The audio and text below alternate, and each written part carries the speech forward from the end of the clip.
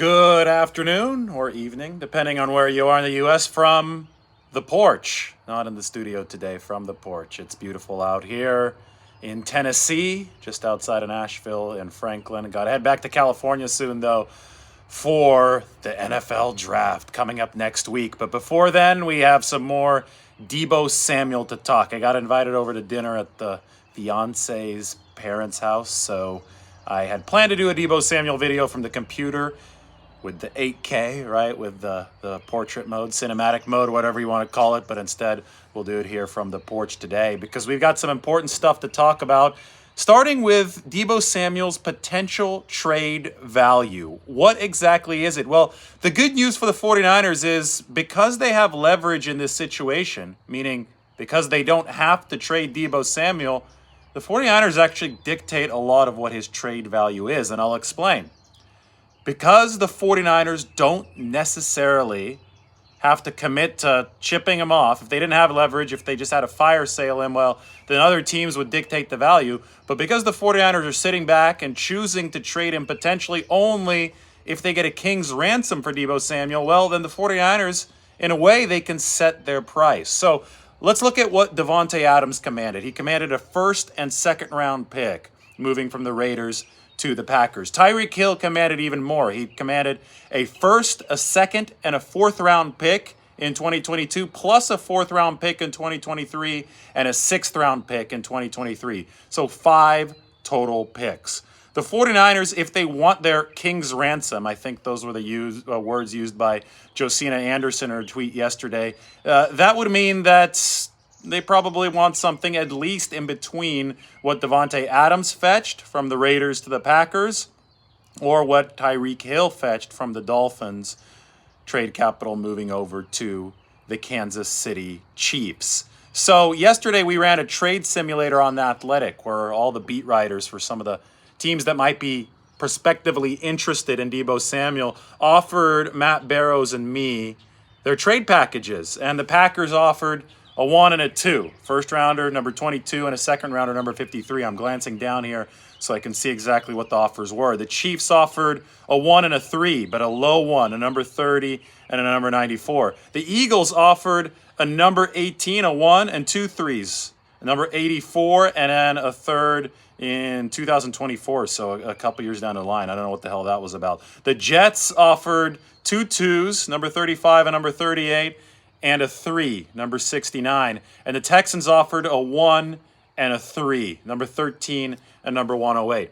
I thought all of those offers were lowballing us as the 49ers GM. We're playing the John Lynch role, right? And I thought all those offers were lowballing us because the 49ers don't have to trade Deebo Samuel because his trade value, because the 49ers do have this leverage, is determined in effect by how important Deebo is to the 49ers. If the 49ers don't find an offer that they feel is worth as much or more than the worth that Deebo Samuel brings the 49ers on the field, they're not going to do it because he's still under contract for 2022 at a very reasonable price, and they can still tag him beyond 2022. So when the leverage sits with the team in situations like this, you're going to have to knock their socks off for them to actually go and finish a trade, right? So I thought all these offers were lowball offers. Maybe the Eagles offer with a 1 and 2 threes, but one of those threes was 2 years down the road. I said no to all of these offers in our exercise on The Athletic yesterday. And I said, hey, if there's a team that would make me want to trade Deebo Samuel, it's going to be the Jets because they have the number 4 overall pick and the number 10 overall pick. So the Jets, who offered 2 twos and a third, I said to hell with that. Send in either number 4 or number 10, and it's probably going to be number 10 if I give you a choice. Then we can start talking. This offer for Deebo Samuel, this theoretical offer from a team that might theoretically trade from him, better as hell include a first-round pick, or the 49ers have absolutely no reason to do it. So you talk about trade value, a lot of that's determined by the desperation of the team that's trading away the player to finalize a deal. And the 49ers are not desperate to trade away Deebo Samuel because they still have him under contract in 2022. The 49ers might be a little bit more desperate to trade away Jimmy Garoppolo, right? That's the whole issue in that whole thing. But Jimmy Garoppolo right now still recovering from the shoulder injury, so that's a whole different kind of scenario. In the case of Deebo Samuel, this is the only player in NFL history to rush for receive 1,500 yards and rush for 500 yards in a single season. He's coming off a historic season. He's never been more valuable, and especially to the 49ers, he's extremely valuable because we've talked about this so many times. He made that offense tick last year. He had the rushing ability to give Kyle Shanahan's offense the backbone, the spine, right, that it needed at the running back position, and he was the second most efficient receiver in football. And that leads me to another point. Why the hell are people acting like raw receiving yards matter in contract discussions? These discussions are going to be way, way more sophisticated than your typical fantasy football player dinner table or bar table discussion.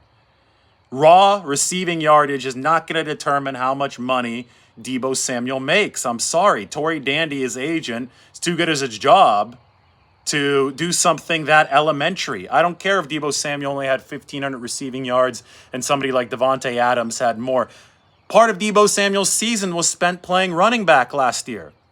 Only in fantasy football does raw receiving yardage matter. These negotiations in NFL have graduated way past raw receiving yardage. They're going to be looking at a per play efficiency metric. And yards per route run is the one that I think is most popular right now. But George Kittle's agent, Jack Bekta, verified this after George Kittle's negotiations a couple years ago. He said that they did indeed use those advanced metrics. And the fact that they used those advanced metrics is evidence that these negotiations are going to use the smart numbers and not the stupid numbers, not the raw receiving total. These negotiations are going to use yards per route run, where Deebo Samuel was second to only Cooper Kupp. These negotiations are going to use some of the advanced rushing metrics, where Deebo Samuel actually topped all running backs and receivers. And I think it's smart for Deebo Samuel, since the wide receiver franchise tag governs his negotiations, since he has more snaps at receiver than at running back. So he's really immune to the running back franchise tag, which is good for him. The baseline for Deebo Samuel is good receiver money. If he's smart, in my opinion, and I have to believe that this is how he's going to negotiate this. I think we've seen a lot of bluster, a lot of confusion about usage and stuff. But if Deebo Samuel and Tory Dandy negotiate this from a position of strength, which they should, then they use Deebo Samuel's wide receiver abilities as a baseline, and then the running back contributions are icing on the cake on top of that, right? Because it is not like George Kittle, where George Kittle was a tight end and was playing by the tight end market's rules, because that's where the franchise tag lied. Deebo Samuel's playing by the wide receiver market's rules, and the wide receiver franchise tag is a lot higher than the running back franchise tag. By CBA rules, because of all the receiving snaps that Deebo Samuel has played, he's safely in that wide receiver division. He's safely in the higher money classification for these negotiations. So yes, he's a unique player who did play so many snaps at running back toward the end of the last year, but he can argue that those snaps at running back can be icing on the cake in this contract, and that they should earn him a little bit more money. So anyway, to the money, this is the other promised topic that I would address. There was a report, I don't know how legitimate it is, but let's just pretend that it is legitimate for a second. But there was a report that said that the 49ers opened at $19 million APY for Deebo Samuel. Obviously, Tyreek Hill's at $30 million APY, but there's some funny money at the end of that deal. The last year of Tyreek Hill's contract in 2026 has a $43 million base salary, which is non-guaranteed, by the way, so there's a good chance the deal doesn't even get that far. But he calculated that $43 million base salary just so he can average $30 million and become the first non-QB to hit $30 million. But either way, I think with Christian Kirk having netted a deal worth $18 million per year, I think $19 million for Deebo is obviously laughably low. But supposedly, according to this report that I saw on Twitter, that's where the 49ers started, at just above that, $19 million per year. And supposedly that offended Deebo Samuel. And that would explain some of what has been taken personally, obviously, here over the past few days. Who knows if that's true, but assuming that it is, 19 million per year is going to be too low for Deebo Samuel. And I obviously think that, unless there's just serious funny money, serious non-guaranteed vanity money tacked onto the deal, I think 30 million would be too high. That's why for the entirety of this process, when you've read my stuff on The Athletic, when you've watched these videos, I've talked about 23 to $25 million per year. And then obviously Deebo Samuel's friend came out and said 25 million per year or we don't have a deal. I think that the guarantees are probably going to be more important than the APY, even though APY can't be discounted. I do think that a lot of these receivers especially like the vanity portions of these deals, and they see Devontae Adams at 28 million APY, Tyreek Hill at 30 million APY. You don't want to be too far behind them. You want to be way ahead of Christian Kirk and his 18 million APY. But it's the fully guaranteed money that's going to be huge. And Tyreek Hill tops the chart in fully guaranteed money. Where will Deebo Samuel end up? Will he get 50 million fully guaranteed, 60 million fully guaranteed? That might be the sticking point. He might want 2 seasons worth of fully guaranteed money, like for high caliber receiving production. He might want 3 actually. And the 49ers might only be willing to give 2. So 3 would be 70 million, 75 million fully guaranteed. 2 would only be 50. Maybe that's where the two sides might be at an initial impasse. But hey, the good news is for the 49ers, if you want them to keep Deebo Samuel, I know not everybody is united on this front, but the good news is that this is how negotiations work, especially from the 49ers perspective. Look at this. Back in 2020, when George Kittle was negotiating his current deal, the 49ers came in with a low ball offer to start. It came in February, and Jack Becta, who was George Kittle's agent, called it the Valentine's Day Massacre. He didn't like that first offer. So it took 6 months from that point of contentious negotiations for the 49ers and George Kittle to finally agree to a market-busting contract, the current one, $15 million per year for the tight end position. Well, in this case, it seems, according to this report at least, and according to Deebo's discontent, that the 49ers came with a different type of Valentine's Day massacre, maybe a little bit later, to Deebo Samuel. And Tory Dandy and Samuel didn't like that first offer. And now, well, I mean, just the way things go, we're going to have to wait a little bit of time before they get on the same page. Now, Jack Becta, Kittle's agent, said that the 49ers offer was so insulting the first time that a nuclear option, like an opt-out in the COVID year or a trade request, was discussed. But Kittle never went there. That's the difference here. Deebo Samuel has gone there. Kittle didn't went there. Deebo Samuel has gone there to the trade request. Does that mean that it's scorched earth, that the 49ers and Samuel can't come back from this? No. Anything that has, ruffled some feathers, at least at this point, I think the feathers can still be unruffled, unless there's something that we really don't know behind the scenes that got really ugly. But I think in all likelihood, because the 49ers have the leverage, because Samuel has to end up playing for them if they don't trade him, and we're going to find out a lot by the NFL draft this next week. I got an article on The Athletic coming up about receiver prospects for the 49ers in case this gets uglier.